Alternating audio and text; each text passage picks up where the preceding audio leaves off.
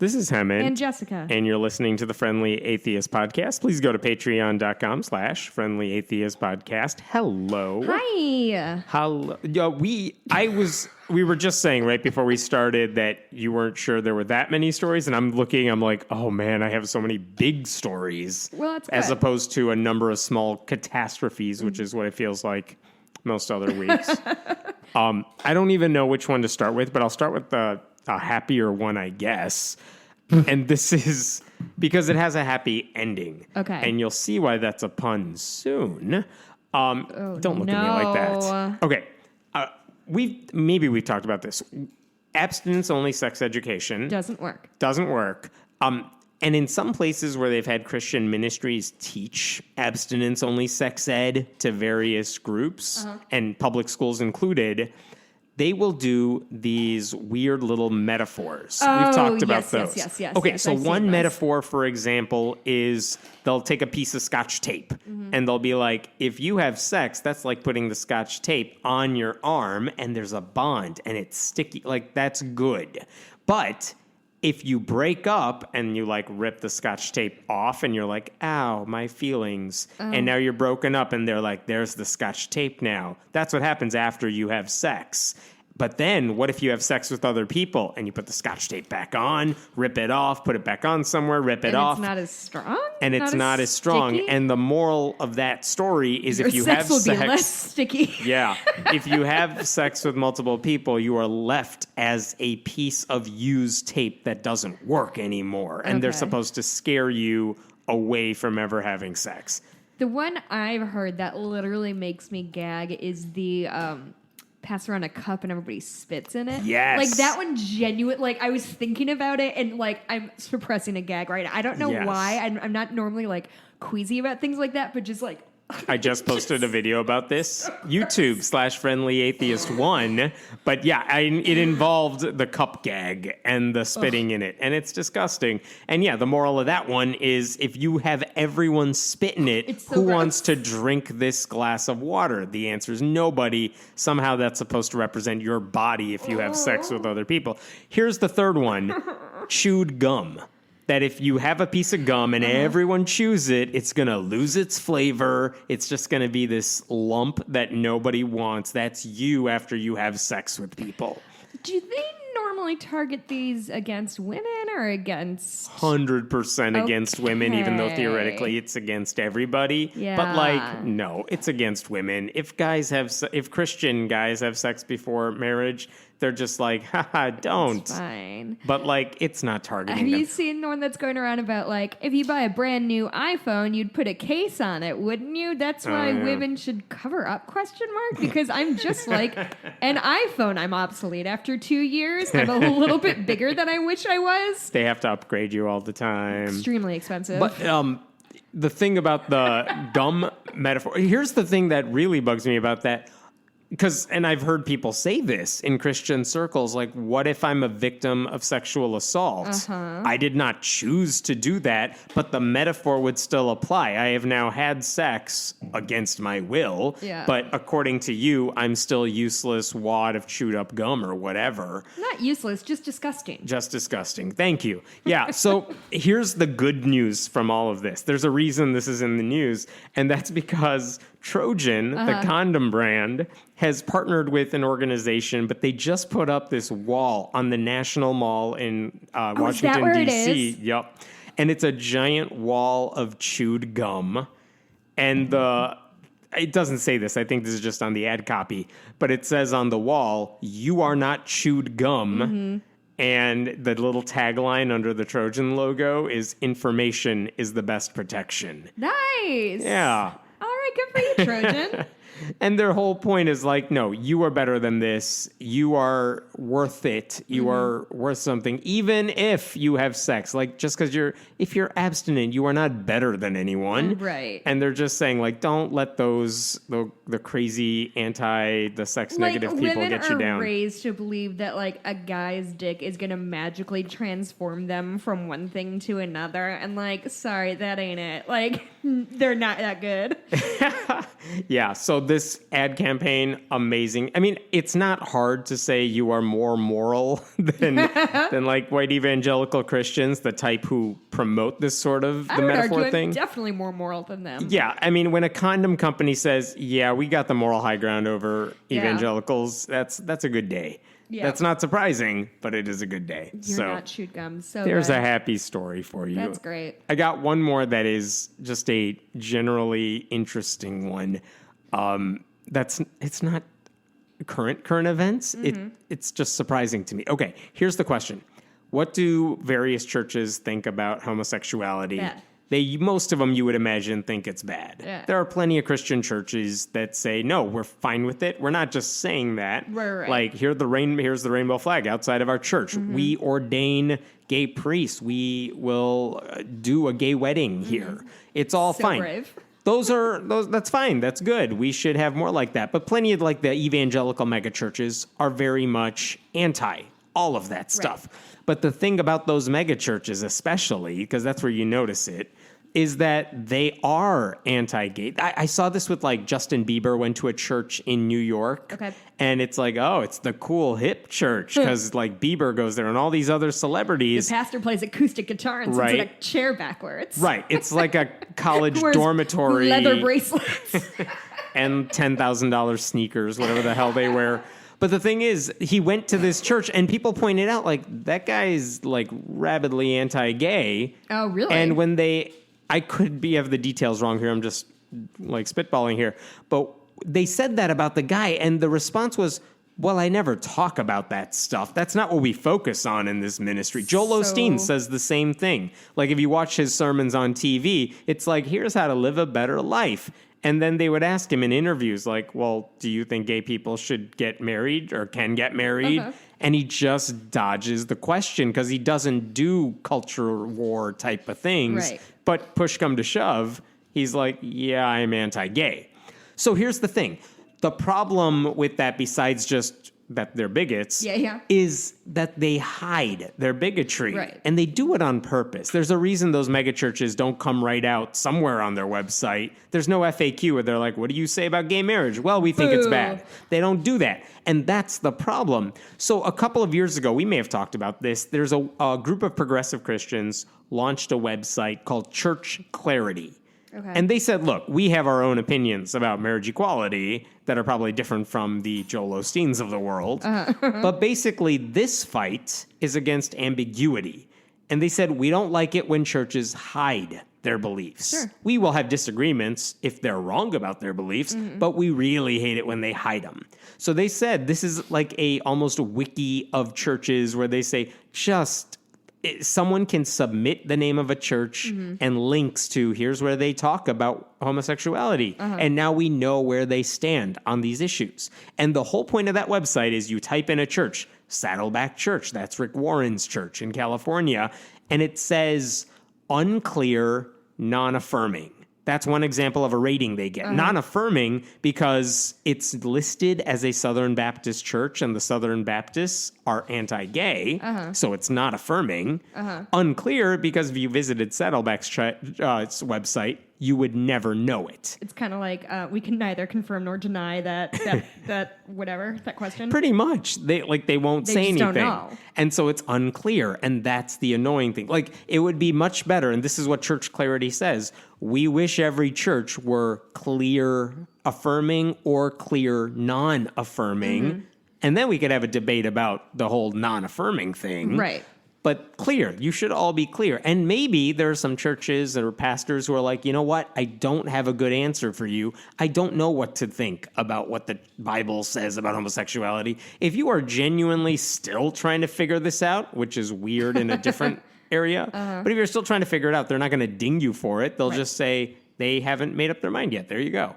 But which is Rick Warren. But if Rick Warren's it's 2019 and you're like, God, I don't know what I think about gay people. Do women deserve rights? I'm not sure. Maybe more Bible reading will figure it out. But unlike Rick Warren's church, which has an answer but hides it, there are churches that are just like, we don't have any stance on this. We don't have a yes or no.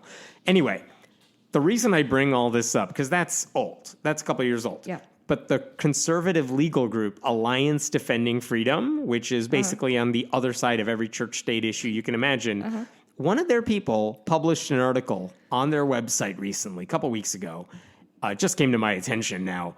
But he basically trashed the Church Clarity website. And what was his problem with it? He said, and I'm quoting here, Church Clarity is a smear campaign. Oh. And it provides a list of churches for our opponents, like ACLU, to target with lawsuits. This list is highly problematic because it can be used to punish Christian churches. It seems the intended outcome for churchclarity.com is not to end hurt or suffering. Its goal is to harm churches that operate on biblical principles.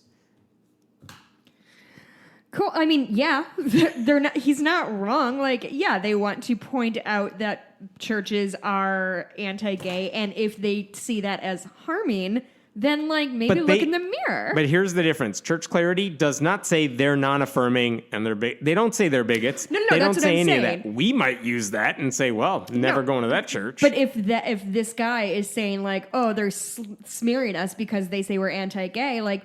Well, we're just saying where your stance on gay rights is, and if it's not a smear when we're quoting you directly. Right, exactly. That's the thing that bothered me. I'm like, how is it a smear when all they're doing is saying, here, everyone, this is what's on their website. Sure. That's all they're doing. Right. Or saying, we looked on their website, we found nothing. So, hey, church. And they have a place like, hey, is this your church on the thing that we can't figure out? You're welcome to submit an answer. Like, help us update. At no point here has Church Clarity been accused of falsifying information. Right. They are not saying, hey, this church is anti-gay and this is based on nothing. They're not taking that stance. Maybe they feel that way, but right, like that if they're it could be pulling something out of context or making something up from whole cloth. If they were knowingly doing all that, yeah, I mean, and then it would be a smear, like, and which means they know how it's viewed if you're anti-gay. They know what that looks like in 2019 America. The conservative legal group definitely knows what it looks like, and they're like, but we're defending the Bible. But the whole point is, what's their problem? Their problem is knowledge. People know things. Right. We have a problem with this. Right. Which is really all conservative views in a nutshell. Correct. I will say, I asked the executive director of Church Clarity, like, what did you guys think of this guy's, like, they're a smear campaign? And the person running it, his name is George McHale. Hope I pronounced that right. But what he told me is, we are not curating a list of churches in order to highlight their theology or to label them based on their beliefs. We are interested in how clearly they communicate their actively enforced policies. That's it. Sure. And ADF did not mention that in the article. Right. They didn't say anything like that. That's it. They just want clarity on all these issues. Obviously, it's in the name. It's just kind of fun. And by the way, even the idea that this website will help the ACLU sue churches. The ACLU doesn't sue churches for being bigots. That's not what the ACLU does. And it's ironic that a legal group is like that they don't understand how the First Amendment works so badly that they think the ACLU is going to come after them for free speech. This is not discrimination to believe homosexuality is whatever wrong. It's just stupid. Right. But it's not illegal to think these things. Right. And okay, so anyway, do you want to talk about a more pressing issue? I guess. Okay, Joe Biden. We have to talk about this. Joe Biden last Sunday, this is after we taped last time, goes to a Catholic church, which he is, in South Carolina, where he was campaigning, because it's the only shot he has in the early states. So he went to a Catholic church. And he thinks he's going to do well in Nevada, too. Is that a caucus state or a voting state? Oh, or whatever you call it. It's an early primary state. Early primary, yes. So he goes to this Catholic church, and the priest, the father, Robert E. Moray of St. Anthony Catholic Church, denied Joe Biden communion. He didn't give him the wafer. And the reason is because Joe Biden is pro-choice, and this priest is like, you're a pro-choice politician. You don't deserve this Jesus bread. And so they didn't give it to him, which is a thing. This is every 4 years, I swear, this becomes a thing. It's happened forever. They deny it to everybody. Like, did he do it in a big grandstandy way, or was it, hey, if you come to service here, we're not going to grant you communion? I don't think they warned him ahead of time, but I think when Joe Biden went to the service and like got in line, And like the priest, they do, dabbed on him and walked away. And the priest just like and walked away. Now Biden's camp didn't even confirm this story. Oh, really? Yeah, the priest is the one who's like, yeah, he came into my church and I didn't give him communion, and that's what everyone's based. But Biden people are like, this never happened, or like they want to pretend it didn't happen, but they didn't say it's wrong. They also didn't say, yeah, it happened. What I don't get. Like, there's a couple things about this. One is a lot of Catholics have been like, what the hell are you doing to the priest? Sure. Because they're like, it's not your job to say, Joe Biden, you're unworthy of receiving the sacrament. I didn't even think of that. Like, let God be the judge of that. Your job is, here's someone who's coming to church saying, I want to partake in this ritual. Yeah, I love that wine blood. Yeah, so give him the wine blood. Like, give him the wafer. And because he's there, that's what you want, right, priest? That's really interesting. So that's I didn't one even think take. of that. So a lot of Catholics are like, denying people communion because they hold views that don't match with the Catholic Church. Before. Crazy. But the weird thing is, like, they only do it to politicians. Sure. But the fact is, like, almost half of Catholics say, or whoever calls themselves Catholics, are like, yeah, I'm fine with women having the right to choose. Gonna, like, what are you going to do? Like half the congregation you're going to say no to? Hold a poll test. Yeah. And what the Catholic Church is saying is, no, we just do this to politicians. We wouldn't do it to regulars. And so Biden's camp hasn't commented on it? They just have pretended like it never happened. I wonder if they... I'm surprised that they didn't say anything, because I feel like this could be an opportunity for Biden to show his like liberal bona fides. Okay, so this is the second thing where I'm like, Biden should be like, yeah, I went to church and I got denied communion. Right, hey, Warren voters, come at me. Right. Because like he was when Joe Biden's he said I like the Hyde Amendment, like no federal funding for abortion. He was fine with that. Right. Until liberals were like, what the hell? No. Like, hey, we're starting to pay That's attention. old, you can't just say shit. That might have like been okay 20 years ago, but no, not anymore. It's a horrible law. It hurts people. And then Joe Biden's like, oh yeah, I mean, I would repeal the Hyde Amendment. So he has a long way to go before he's the front runner on abortion issues. He's often taking criticism for being too middleist. Yes, centrist. Yep, middleist. Jessica. Yes. Centrist. And so this is, I think, would be a good opportunity. You should start walking into every Catholic church being like, I'm Joe Biden. I'm so pro-abortion. Yeah. And that should be every campaign commercial too. Yeah. But no, he's still middling. So interesting. Yeah.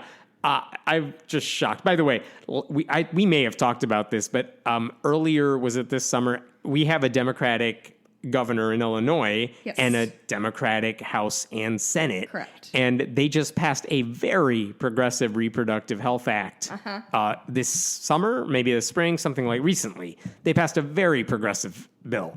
And two of the people who run the Democratic Party in Illinois, the House Speaker and the Senate President, they were told, like the Bishop of Springfield, Illinois, was like, I would never give them communion. And what was the reaction of those two guys?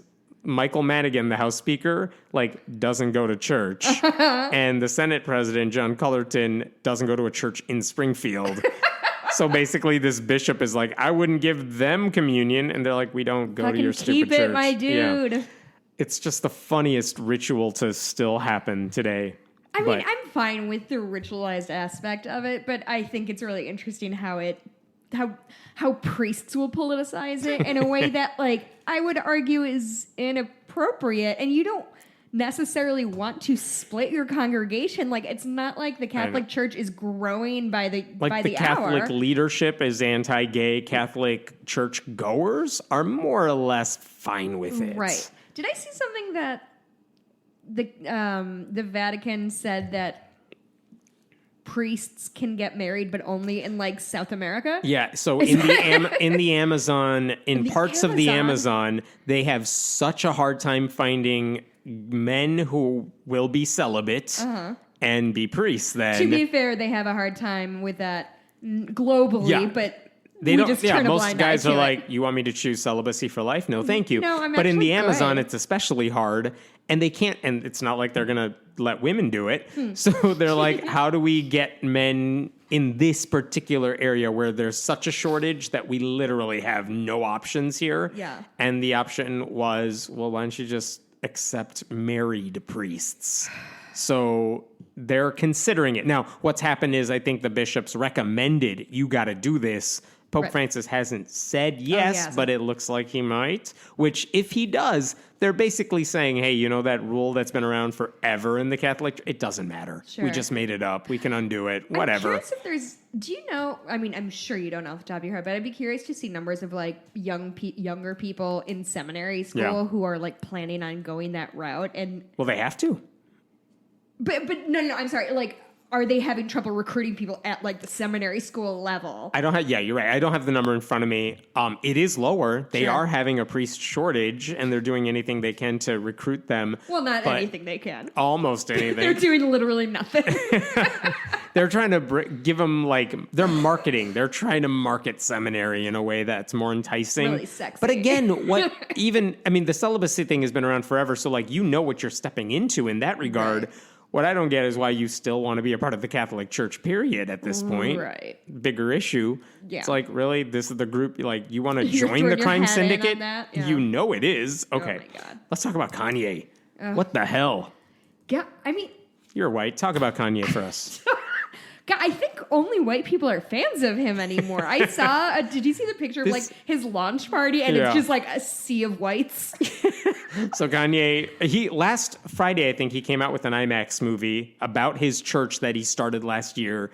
And he released a gospel-themed rap album. I have been burying my head on this so hard because I was never like a big Kanye fan ever. And now that he's a grade A sociopath, I'm sort of even further away from... He came out with an IMAX movie for like a day. And then he came out with an album, which I read mixed reviews on. But really? Whatever. It's a new album, like it or don't like it, whatever. What was weird is he's decided that playing this I'm a hardcore Christian more than I am just a rapper. Let Christian be my label and my identity. Right. That may win him new fans. And you're right, the white Christian fan base is just going crazy over him in a good, they love him. But here's what I don't understand about that. First of all, you don't have to follow his career to know he'll just do whatever will keep him in the spotlight. Oh, yeah, wear a MAGA hat? Yeah. He doesn't have principles on this thing. He's always been a Christian. I mean, that was from Jesus Walks and his first album. He's always been Christian. But being this is all I'm known for sort of thing, that is a newer thing. And what I don't get is all these people who are saying, yep, Kanye is amazing. Everyone should go listen to this or whatever. Yeah. Give it a year. He'll be doing something radically different. Right. And I'm screenshotting everything all these people are writing about him because it'll be hilarious. Well, and it's also funny when any person makes a liberal stand, they're like, "Oh, shut up and sing," or "Shut up and you know who he's married to, ball." right? I know, but not you, these white people who are Kanye is amazing. You know that the Kardashians represent everything you guys seem to oppose. Oh, yeah, that's true. But what I'm saying is the GOP is so we don't care about celebrity opinions because no celebrities like them until one likes them. They're like, fuck yeah, Kanye's the best. Yeezy, come to the fold. Kid Rock, come to the White House and get your Medal of Freedom or whatever. You see, there's a screen grab.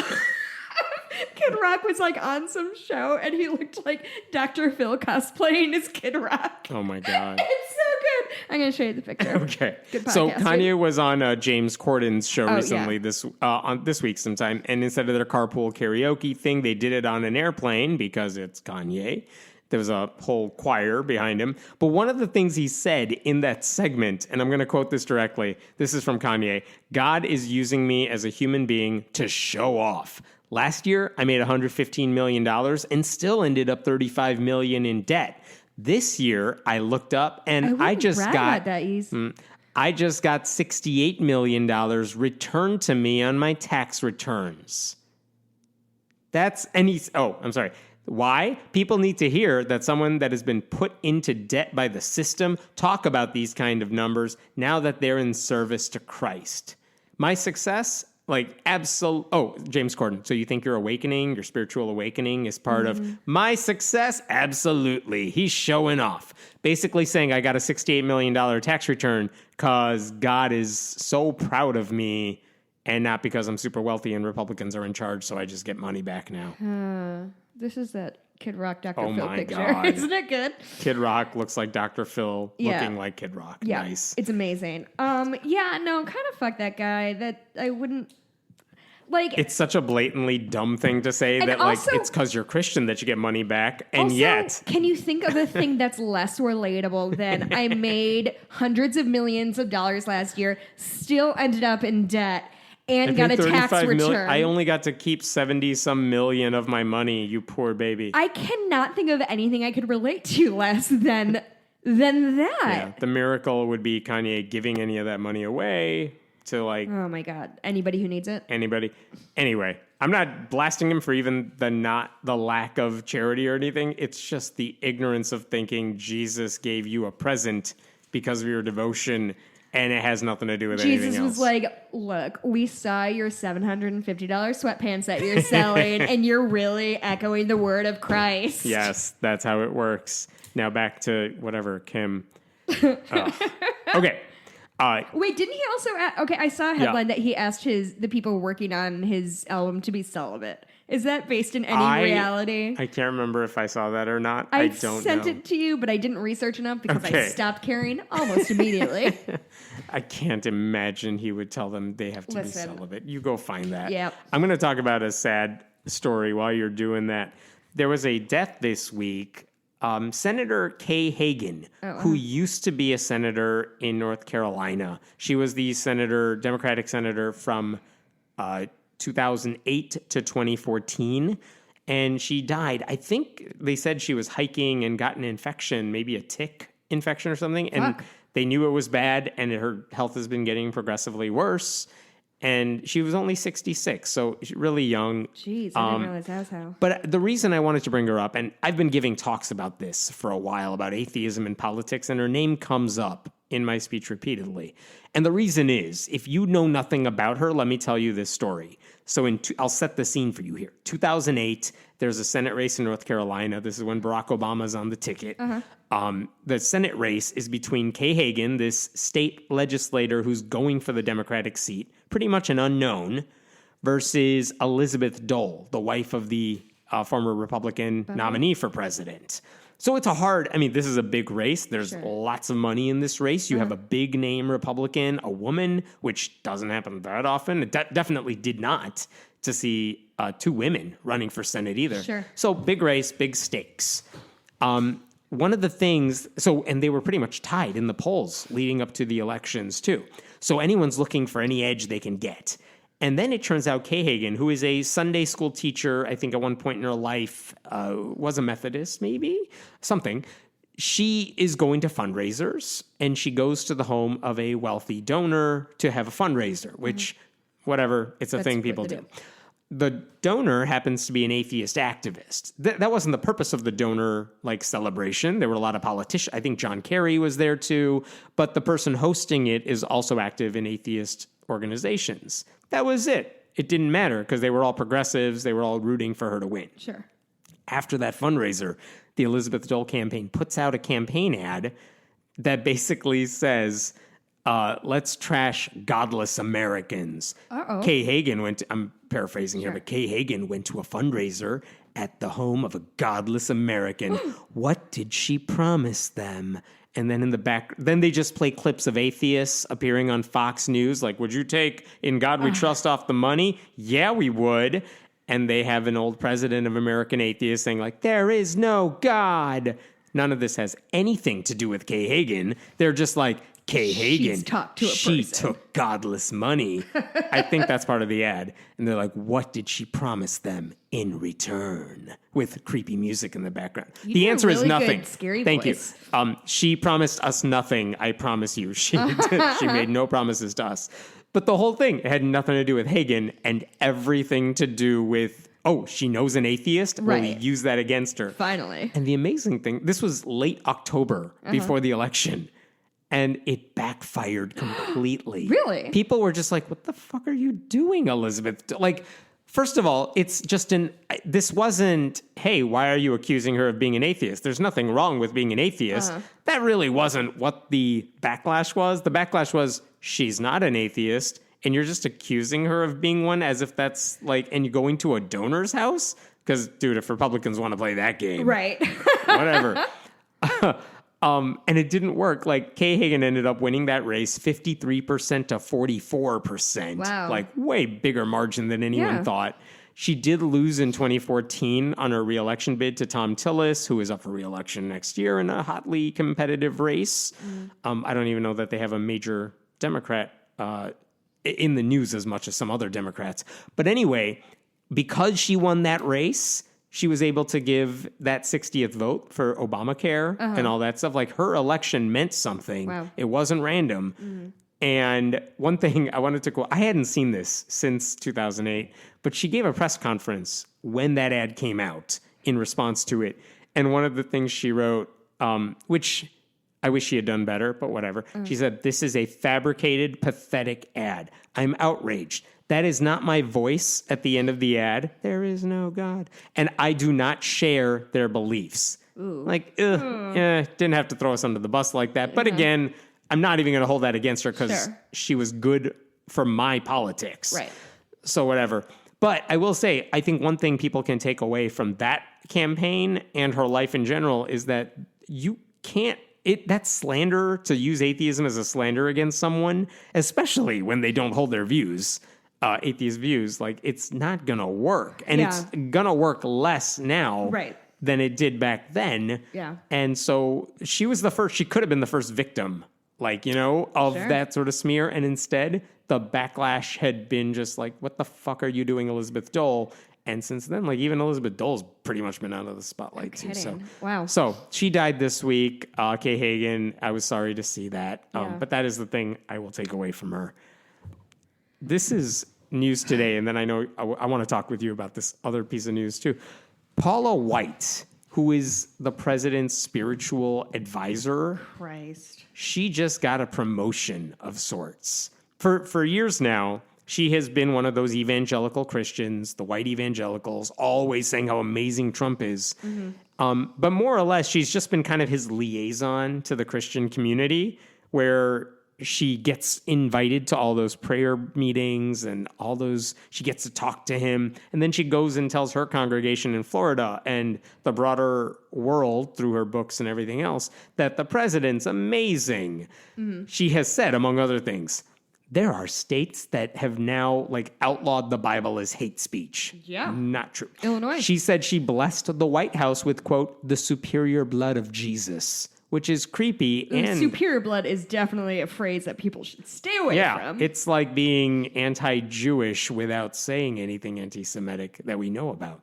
She also said church members should vote Republican. She did that in a church. That's illegal. She said that opposing the president effectively means opposing God. And so for her devotion, Trump basically appointed her to his administration in she doesn't need to go through confirmation.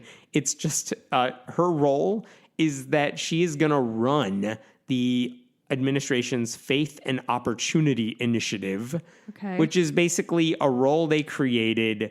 In theory, it gives religious groups a voice in government programs and defends religious liberty. But really, it's just a chance to praise white Christianity and evangelicals. And it's kind of just a symbolic place that lets her say, not only am I an evangelical, I'm a prominent one. I'm the evangelical. Here's what I don't understand about her appointment, though. Why? She has a global fan base, whether I like it or not. She has power. She has fame. Money's not an issue. So what's the upside for her in taking this other than, I was going to say it's a line on the resume or something, but she doesn't need it. She already has access, but she has access. Yeah, but who's going to turn down a promotion? Maybe. Now, the other thing that's weird is you would think if you're in the administration, working for the administration, you cannot politicize everything the way she has been. I know that hasn't stopped anybody in the Trump administration from that. But theoretically, she's behind the scenes doing something that helps Muslims and Jews and Hindus. That's not her brand. No. So it doesn't make sense why she's in that role. It doesn't make sense why she would accept that. It doesn't make sense for why Trump would do it, other than the only thing I can imagine is Everyone's running away from Trump for good reason, and the one group he needs on his side are white evangelical Christians saying, hey, Paula White, she's one of my people now. We'll keep them in the fold, but they were already in the fold. Like, they're going to be with you even if you shoot a baby on Fifth Avenue. But it's Trump's and the Trump administration's brand to reward blind loyalty, which is what she has been showing. Yeah. And therefore she gets rewarded. And he gets to say, look, it's a woman. I'm not sexist. So brave. That picture, though, that they just released is of the prayer meeting. They had an evangelical prayer meeting the other day. Oh, man. It's so fucking bonkers. Imagine if you weren't used to Christianity like we are in this country these days, to have this group of people just putting their arms on Trump's shoulders while he looks down. I would say that is not a brand of evangelical shit that I am used to seeing, especially in the White House. Yeah. It is the idea that if I touch your shoulder, that's how God will work through me. One time I feel like I was prayers don't work, but touching your shoulder does. Yeah, it's physical contact. Everyone knows that, Hammett. Mm-hmm. I know I went to a wedding one time. Maybe one of my Catholic cousins or something like that, but we had to do put your hand towards the altar and do whatever. And God, I got the worst church giggles. It's just hard when you're not I get it if you're you guys know magic doesn't work. Yeah. Right? What are you doing? And of course, my brother is always with me and he eggs me on. Yeah. But it's just one of those things of when you're not used to that sort of body language and ceremony, it feels so deeply silly. Yeah. Again, can you just imagine if a group of Muslims did it to Obama, who wasn't Muslim, I know, but imagine if any other group did that to any other Democrat. They're still talking about Obama's tan suit. Let's not even pretend that praying with anybody who's not a white or black Christian is going to fly with this country. Yeah. So Paula White, she's now part of the administration. Finally. Yeah. And by the way, remember Tony Perkins, I forgot which group he works with. Tony Perkins is the other religious right guy who's been a religious right guy forever, who also joined the Trump administration as part of a group dedicated to religious freedom around the world. He attacks people. Is that code for spreading Christianity around the world? That's what he does in his day job, and I can't imagine he's good at this job either, but he's been in there for months now.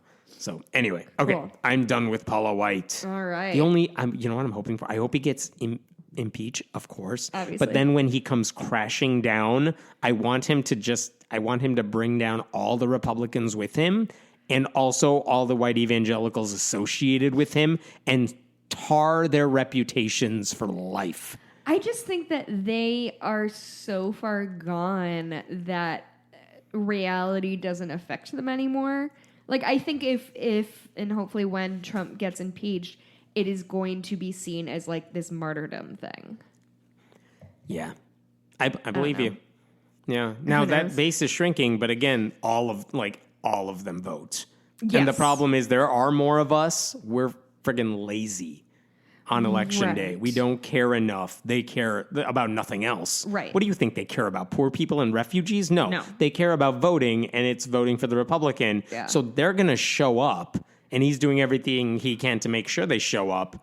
We need to make sure our people are doing the same. Yep. Let's talk about Katie Hill. Yeah. What's up with this? So Katie Hill, if you haven't kind of been following politics closely, was a representative from California. She was one of the big swing districts that happened in 2018 that helped the blue wave. And there came a report that she had an inappropriate affair with, I think, 2 staffers. Something like that. I don't know who's denying what at this point. Yeah, it was consensual, but maybe unethical. That's correct. Pretty much where I landed. Which is. I think that's a comfortable place for me to land too. It seemed to be consensual, hooking up within a work area is always tricky. Let alone when it's something this, she's obviously so far above anybody else. But more importantly, what I want to talk about, so she ended up resigning after some nudes of her leaked. And that's what I want to talk about. It's 2 things. First of all, and those pictures came from where? Those pictures came from her ex-husband, who they're in the middle of a somewhat obviously contentious divorce, and they were taken without her knowledge or consent. and released, obviously, without her knowledge and consent. And I've heard a lot of people comparing it to, say, the Anthony Weiner things or the Brett Favre things of, like, sending dick pics to somebody. And I just want to make sure we don't fall into a trap of looking at the, nude pictures of two people leaked, so it's on the same playing field. This was revenge porn. This was a photo taken without her knowledge or consent. This wasn't her harassing somebody else by sending unwanted or unasked for nudes. I think it is impossible not to see how women are held to different standards than men. It's tragic. I think she was a really interesting and compelling political figure. She was obviously so young in her political career, and it's too bad that she felt like she had to step down. And I forgot how old she is. She's young enough where like sending pictures like that are just not that unusual, which means how many more politicians? So that brings me actually to my second point. And it starts with a comment from Nancy Pelosi. And I've been thinking about this a lot because I really try not to be one of those people who views political figures or celebrity figures in black and white, if they're good or they're bad. I think Nancy Pelosi has done a lot that's really great for the party. I think with the Trump impeachment, I was really impatient, and now I kind of understood why she was waiting for something like this that's easy. Anyway, all that's to say is she said something. Jesse Thorne tweeted this yesterday. Our darling Katie, it's so sad, Pelosi said, according to 2 Democrat sources with knowledge of the meeting. It goes to show you that we should say to young candidates, and to kids in kindergarten really, be careful when transmitting photos. So, be careful when transmitting photos. So I have... Jesus. Sorry, I'm still recovering from my brush with death. This is just such a terribly bad take that I of course I can believe it because I think boomers are generally out of touch with how things happen. And I think it's fucked for 2 reasons. One is that if a lot of young people, and by young people I mean like 40 and under, so we're not talking about like 19-year-olds, a lot of people send nudes. I have no moral qualm with that. If that is how you interact with assuming it's consensual on both sides, then that is a fine thing to do. You should not feel at risk of something that you do personally with your partner or whomever is consenting to it. That should not be a disqualifying event for your entire political or professional career. I think if we hold people to the standard of there should be no like nude or racy pictures of you anywhere on the internet, we are going to be losing a lot of millennial female candidates. Unfortunately, that's just the reality of what the internet is now. And I think boomers don't understand that in general because they didn't grow up with that. One state senator who I've been in contact with for a while responded to a comment about Katie Hill just to say that among the questions she gets asked a lot, because she's always encouraging progressive women to run for office. And she said that was one of the things they were concerned about that they asked her about. Yeah. Where they're just like, I mean, I want to run, but like I've sent pictures out to guys I've dated and I'm afraid of that coming back to haunt me. And it's a serious, now there's 2 ways this could go. One is, you're right, it will prevent good candidates from running. Because, I mean, come on, out of all those Congress members, they're not all old. Yeah. How many of them have sent stuff that someone has in their possession? Right. It could very easily be used. And I think in Katie Hill's case, she's like, they told her they have hundreds and they will leak all of them. And she just didn't want to deal with that. Yeah. And that's why she resigned. But also, we have to get used to the fact that people are going to have shit in their personal lives that are going to come back, like that they wish they didn't have out there. Yeah. But it did. Like, hopefully it'll get to the point where we're just like, oh, it's just a nudie pic, whatever. Well, and the other thing is, like, what she did wasn't inherently immoral, and it was sent to somebody who she should have been able to trust. Yeah. Her fucking husband. Right. So it's not like she was sending, like, swastikas to people or dressing up in brownface like we've seen men do time after time after time with no consequences, but because she did something that she was betrayed by somebody who she should have been able to trust. Even in a contentious divorce, I would hope that somebody would never be that vindictive. The other thing is, and I think what Nancy Pelosi missed in such a big way, is she's a victim of revenge porn. That's exactly what this is, and it's illegal in a lot of states. She is the victim. She is not the perpetrator. And I hope that we can all remember that and keep that in mind, because this isn't going to be the last time we see it. Like, it can't be.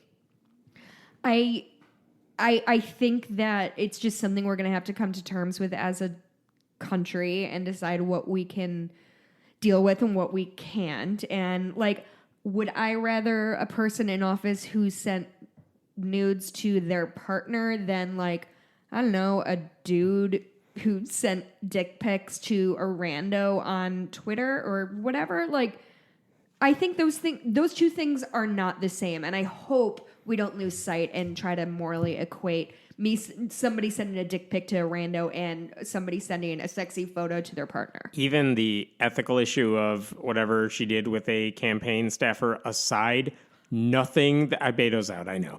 Nothing she did. Why didn't you say something? I'm not going to interrupt your Katie Hill monologue. Haven't and I just got the push alert that Beto's dropping out. Oh, do you think he's going to run for he's Senate? Not running for Senate. I already beat you to that. God damn it, Hammond.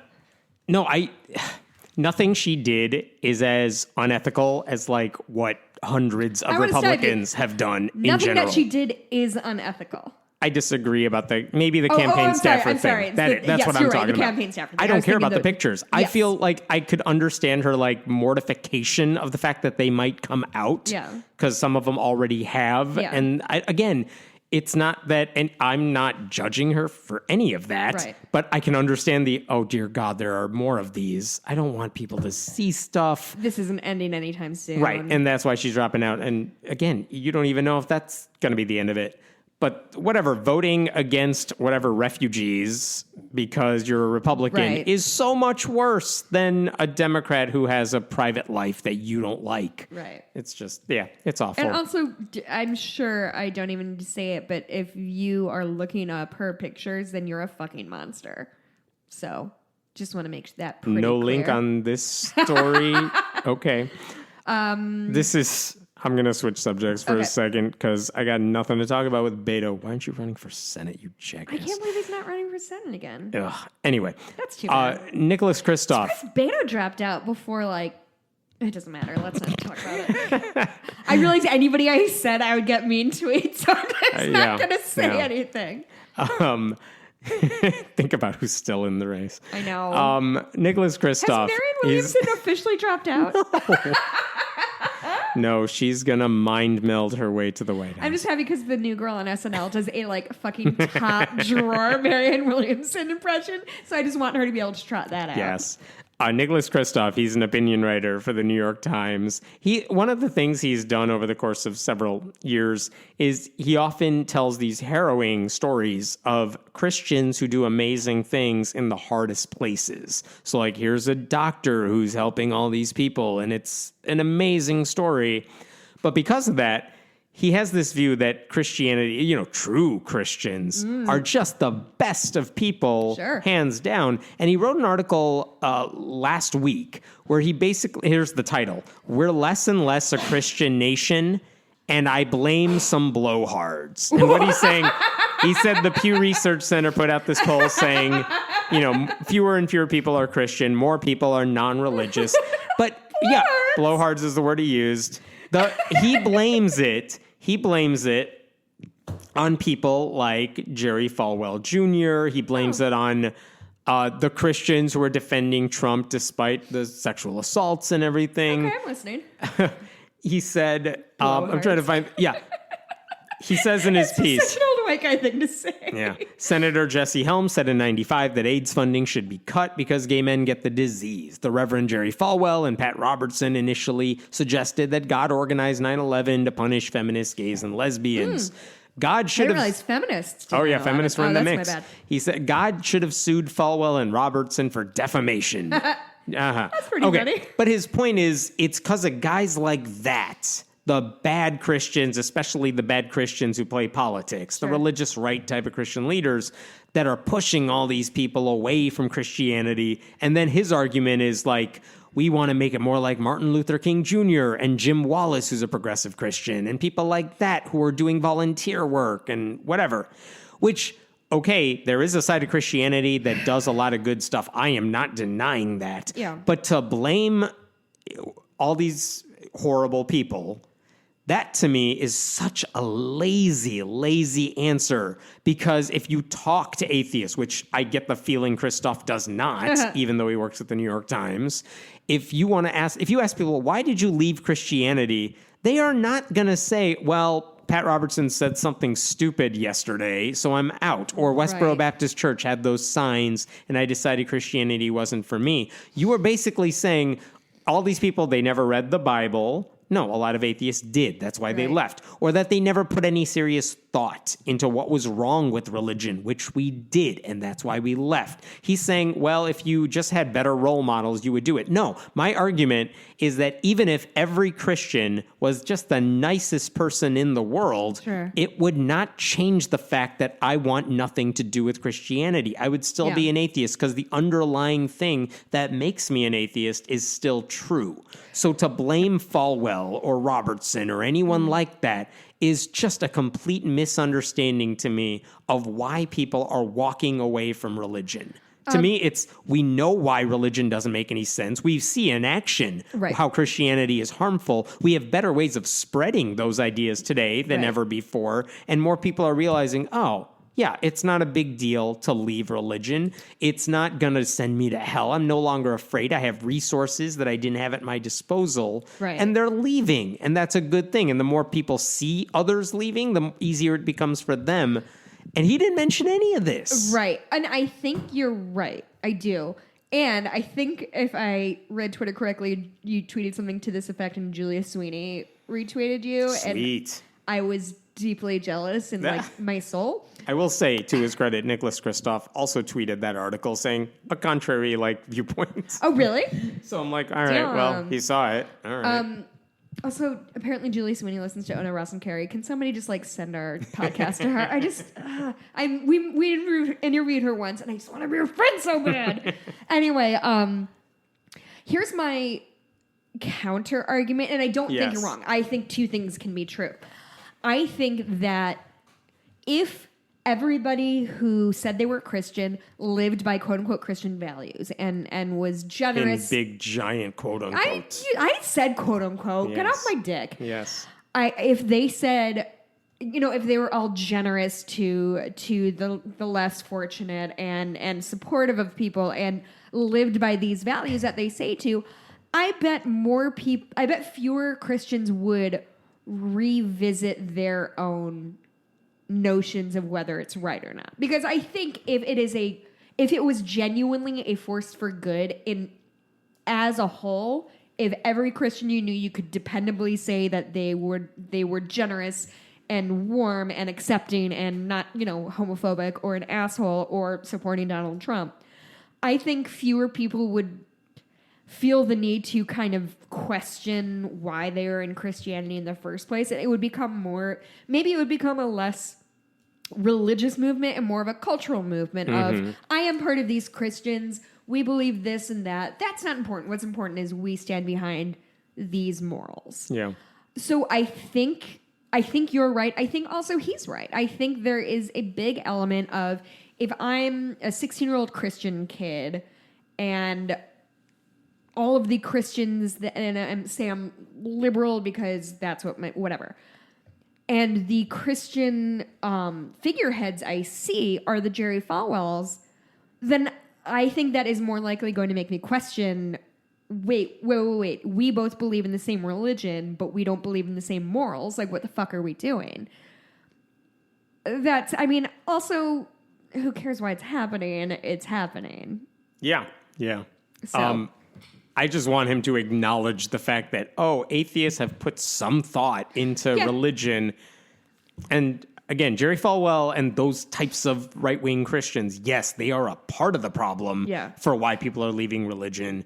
But that's not the answers people give. If you ask them on a survey, why are you all walking away from organized religion? Sure. The answer is not, well, the ones we always see are jackasses. Well, it's just not what they say. I could see somebody. I mean, it's if a you part have of it. If you have actual data, I'm not going to. I'll find it somewhere. Say that's wrong. Yeah. But I could definitely see somebody say like, well, the religious leaders are all dickwads, and I don't want to throw my lot in with them. Anyway. Yeah. I mean, I can see it happening. It just doesn't. Yeah, sure. At least, You're right. I mean, I don't have it in front of me, but I have seen surveys where they say, why do you leave? And part of it is that's one of the things. It's not like a plurality by any sense of the word. Okay. One last story for you here, which is just stupid funny. We talked about, I think, this guy like a month ago. Eddie Pinheiro, Chicago Bears kicker. About a month ago, he made a game-winning field goal. And after he made a game-winning field goal for like the game that Chicago won. This is the most active I've ever seen you on Twitter. You dunked on this guy all day. I thought you were going to say this is the most active I've been watching a Bears game, which would also be accurate. I'm impressed you still watch football. I'm a horrible person. Yep. So this guy made a game-winning field goal, and afterwards he said on Twitter, I'm quoting here, "If you don't believe in God, you better start believing he's real. Thank you, Chicago." And then they interviewed him for the post-game interview, and he also said, he got even more specific. He said, "If you don't believe in Jesus Christ, you better start because he's real. I promise you that," as he's like celebrating his victory. Sure. So With the 4 Gatorade games? and Is it 4 weeks? About 4 weeks later, this is last Sunday. Who's up for the game-winning field goal? He goes back to kick the ball. He misses it. Womp womp. And what does he say after the game? Nothing.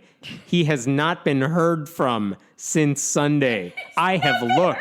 He hasn't. He's gone underground. He hasn't tweeted a damn thing. The Chicago Bears football, like the team account, hasn't linked to his name since Sunday. Oh my God, your self-satisfaction in this story is not, why people hate atheists. Look. I want to be clear. Field goal kickers miss kicks. I would have no problem. I would just be like, oh, he missed. Damn it, my team. That's pretty much the emotion I expected out of me. I'm only upset because of this thing he said. I'm not even upset. I wish a sports smug. reporter. You would say you're smug. I'm totally smug, but I'm smug toward the reporters because I want a reporter to just say, okay, well, here's the thing you said last month. What do you have to say now? And as far as I can tell, no one has asked him the question. And he hasn't said anything about it. I just want him to answer it. I mean, I know there have been like comedy sketches written by people saying like, yeah, well, God wanted me to lose the game. God wanted me to tip the bat. Like, just say, oh, hey, I'm a kicker. Here's what I expect he'll say. This is part of God's plan. This is it. God wanted me to go through this, but it'll come out better later. Like, I was going to make a joke about the Bears record, but I don't even know what their record is because I don't follow football. 3-4 and sucking in their division. Well, like, they're done for the season. But I just want someone to ask him. You had such a golden opportunity because this is the only question anyone should be asking. Because what else are you going to ask? Hey, Bears, why did your offense suck? They do that every week. Families. No, they don't. They're like, what questions did they ask? Hey, coach, why is the team not doing well? You could ask that any week of any season, and the Bears can answer that. Who are they playing against? Doesn't matter. They're going to lose. I want to know if they prayed better. Another good question. Do you think the other team prayed better when they were defending you? Like, I just want him to admit, okay, what I said a month ago was stupid, and God doesn't play any part in football games. I will accept his hypocrisy in saying, no, this is also a part of God's plan, and you should still believe in. I want that on the record that it's a win-win either way, and look at how stupid this whole thing is. But anyway, I've been looking. It's been days. He said if we're nothing. saying anything for the record, that shit is why people hate atheists. Right about that, Nick Kristof. Yeah. Is that all you have? That's all I got. I saved the only important story for the end. Do you have anything good going on this weekend? Yeah, there's random stuff going on, but like Halloween was entertaining. I was telling you off mic because the kids were dressed up in costumes. The weather sucked, so they couldn't go outside really for like more than 10 minutes. Yeah. But it was fun. It was very cute watching kids trying to grab candy out of the bowl with their little mittens. They really struggled with that. And I have the bowl in one hand and the dog in the other. And you're holding it high so they can't reach it. Yeah. So that they can't see. So because I'm hoping they're going to grab the Almond Joys because fuck that shit. I do have an entire... See that orange bag over there? Yeah. That's our backup bag, and it's all Kit Kats and Reese's because that's what I want in my house. So I moved recently, and at the place I used to live at, literally no one came for trick-or-treating because we were just far away from where lots of families would have been. So we just didn't... No one trick-or-treat. We would have candies. We would have everything ready. No one would come. And this year we were all like, yeah, they're totally going to come. We live next to people. And no one came. Oh, just because of the weather. A couple people because of the weather. Last year we... usually Mikey tries to come... Mikey loves Halloween. He tries to come home early so he can be there for all the trick-or-treaters. And last year he decided that we were going to be the full candy bar house. Oh, aren't you fancy? Yeah, we're in a different financial situation this year, so we got fun-sized candy. But no, it was fun. The dog freaked the fuck out because she hasn't... My sweet dog, I was so sick for 5 days, and she didn't leave my side, and she's been bouncing off the wall. She's such a good girl. Guess where I'm about to go? Can you tell by my outfit? Describe my outfit. A hoedown. I'm wearing flannel. Yes. And cool, rugged jeans, and a shirt that says feminist, because I have to be on brand sometimes. Okay. I'm going axe throwing. I've got white as shit. It really is. I have a group of friends and we all like to do stuff for each other's birthdays. And my friend's birthday was yesterday, and we're going fucking axe throwing. Am I drinking a glass of wine right now? Yeah. Is that a good idea? Can only end well. Almost certainly not. I want video of you throwing an axe. I'm Please sure it will tweet that I'm very stuff. athletic. Don't look at me. You fucker. Hey, it's almost basically, I'm so sorry, it's Christmas season, guys. You had to fucking deal with it. If you are looking for gifts for your friends or family, my Etsy shop is Bitches Get Stitched Done. I do a ton of custom work. I just finished a cross stitch that says Build the Guillotine, which I'm pretty proud of. I'll show it. I did one because somebody custom ordered it, and it has little flowers on it, which I thought was funny. And then I did another one with a literal cross stitch guillotine on it. So yeah, if you want to do custom work for your friends or family, or just look at what I have, if you buy something that's already in the store, you use the offer code atheist, and I think it's 15% off. ? Also free shipping. So NBD. Do it. You can follow me on Twitter, Blueberry, BLUEBURIE. I'm at Hemant Mehta. Go to patreon.com/Friendly Atheist Podcast. Yeah, if you're friends with Julia Sweeney, just share it with her. I think she'd really enjoy it. Yes, clearly. Okay, we'll talk to you next week. Bye.